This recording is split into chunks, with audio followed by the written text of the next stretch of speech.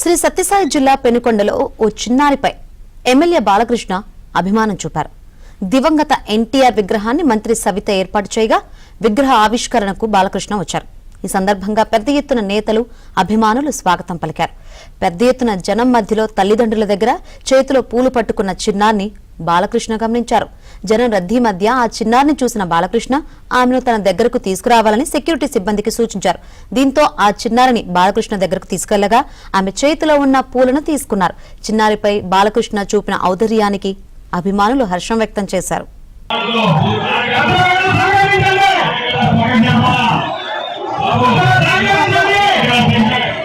Hello.